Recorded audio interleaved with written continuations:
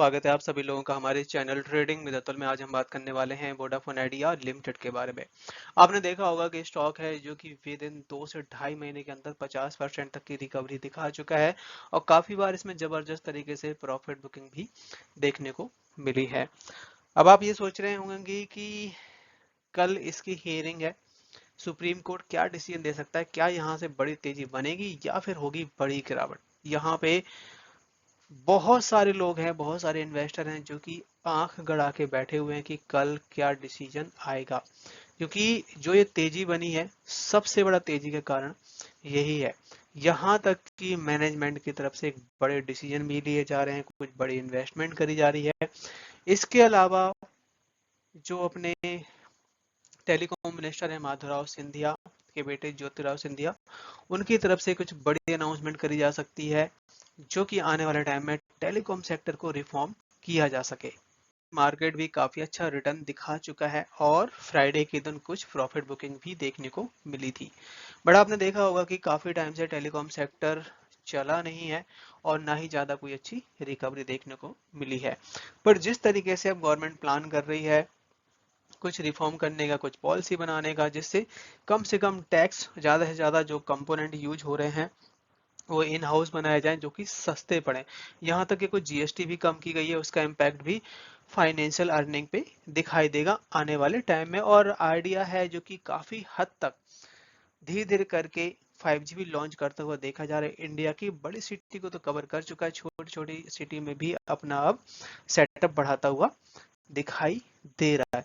तो चलिए गाइस शुरू करते हैं हम अपना वीडियो। साथ ही अगर आप लोगों को अपने वीडियो के माध्यम से थोड़ी सी भी हेल्प हो रही है तो प्लीज अपने चैनल को सब्सक्राइब जरूर करें। यहाँ पे अगर मार्केट की परफॉर्मेंस के बारे में, तो मार्केट है जो कि 26,000 के भी ऊपर निकला था निफ्टी 50। यहाँ तक कि बैंक निफ्टी है जो कि यहाँ पे भी काफी तेज नहीं देखने को मिली, बट फ्राइडे के दिन जबरदस्त प्रॉफिट बुकिंग आई और मार्केट 100 पॉइंट्स के आसपास डाउन साइड देखने को मिला निफ्टी 50 में। निफ्टी आईटी है जो कि 92 पॉइंट्स की डाउन साइड और स्मॉल कैप के इंडेक्स है जो कि 99 पॉइंट्स की डाउन साइड के साथ क्लोजिंग दिया हुआ है। बहुत बड़ा दिन 27 अक्टूबर, और यहाँ पे सुप्रीम कोर्ट में हियरिंग है एजीआर ड्यू के ऊपर। मतलब यहाँ पे भारतीय एयरटेल और वोडाफोन आइडिया की तरफ से कुछ डिमांड रखी गई है, उस डिमांड को लेके यहाँ पे हियरिंग है। अब यहाँ पे अगर कुछ निकल के आता है बिग अनाउंसमेंट, खासकर वोडाफोन आइडिया और भारतीय एयरटेल के लिए, तो ये शेयर आपको रॉकेट बनते हुए दिखाई दे सकते हैं। टाइम से है जो कि एक तरीके से तलवार की तरह लटकती हुई दिखाई दे रही है। जितने भी शेयर होल्डर्स हैं, जिन लोगों ने भी इन्वेस्टमेंट करी हुई है, कभी जब शेयर टूटता है तो बड़ी टेंशन में आ जाता है, जब कोई पॉजिटिव जाता है तो स्टॉक भी काफी तेजी से भागता है। 2016-17 के बाद है, तब से यहाँ पे एजीआरडी पे काफी बड़ी अमाउंट है जो कि गवर्नमेंट को पे करनी है, और उसके लिए यहाँ पे वोडाफोन आइडिया यहाँ पे बोल चुका है कि अनाप शनाप पैसा लगाया गया है जो कि इतना एप्लीकेबल नहीं होना चाहिए, और उसी के बिहाफ पे ये केस चल रहा है। फिर एक बहुत बड़ा अमाउंट ऐड होता हुआ दिखाई दे रहा है, करीब 5,600 करोड़ के आसपास, जो कि रिलेटेड 2016 और 17 के बीच का है। तो यहाँ पे भी एक अमाउंट और भी जुड़ता हुआ दिखाई दे रहा है, ये भी यहाँ पे डिस्कस किया जाएगा। और यहाँ तक कि 50% इक्विटी है जो कि गवर्नमेंट के पास होल्ड रखते हैं। तो गवर्नमेंट भी बड़ी पार्टनर बन चुकी है। तो जाहिर सी बात है गाइस, गवर्नमेंट अपना पैसा तो नहीं डुबाएगी, कंपनी को भले ही मर्ज कर दे या कंपनी के लिए कुछ रियायत ला सकती है।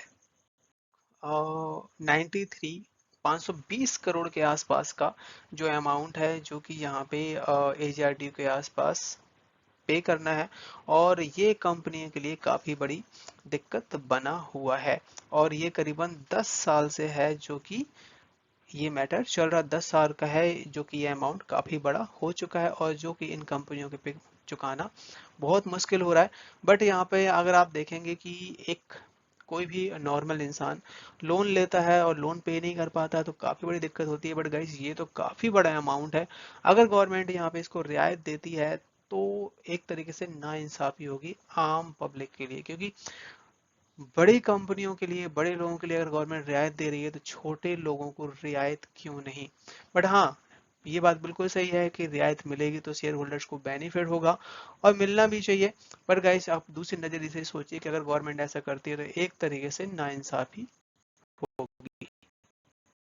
है जो कि ट्राई कर रही है टेलीकॉम सेक्टर को रिफॉर्म करने का, यहाँ पे कुछ कॉस्ट कट करने का, कुछ जीएसटी करने का, कम करने का, यहाँ तक कि कुछ प्लान भी लाने का। अब आप जैसे कि आप देख रहे होंगे कि अक्टूबर खत्म हो चुका, नवंबर, दिसंबर और जनवरी, फरवरी में आपका है जो कि बजट अनाउंस होता है, वहां पे बहुत कुछ अनाउंसमेंट निकल के आ सकती है। टेलीकॉम सेक्टर काफी टाइम से रिफॉर्म नहीं हुआ है और इसको यहाँ पे रिफॉर्म करना बहुत जरूरी है, क्योंकि अभी भी इंडिया में बहुत सारे ऐसे जगह हैं जहाँ पे 2G नेटवर्क भी नहीं आता है। तो कंपनियों के पास बहुत बड़ा स्कोप है अपना ग्रो करने का। और जिस तरीके से अपने इंडिया में सबसे सस्ता है मोबाइल रिचार्ज करवाना, ये भी धीरे करके बढ़ने वाला है और यहाँ तक कि सबके पॉकेट पे भारी पड़ेगा। क्योंकि पहले आपने देखा होगा कुछ समय पहले जब लॉन्च हुए थे, फोन आते थे तो कितना महंगा होता था, वो काफी सस्ता हो चुका है। अगर आप जब विदेश जाते हैं तो वहां पे आप देखेंगे थी कि वहां पे जो रिचार्ज करवाना कितना महंगा है और कितना कॉस्टली है वहां पे इंटरनेट और कॉल सर्विस लेना।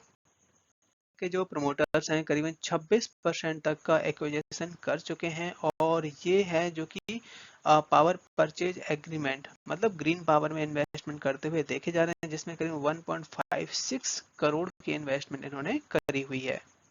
है शेयर है, आप देख सकते हैं करीबन 6,50,000 के आसपास नंबर ऑफ शेयर्स हैं जो कि प्रोमोटर हैं जो कि अपने खाते में डालते हुए देखे जा रहे हैं। और आगे अगर कुछ भी बेनिफिट होता है तो यहाँ पे वोडाफोन आइडिया को दिखाई देगा।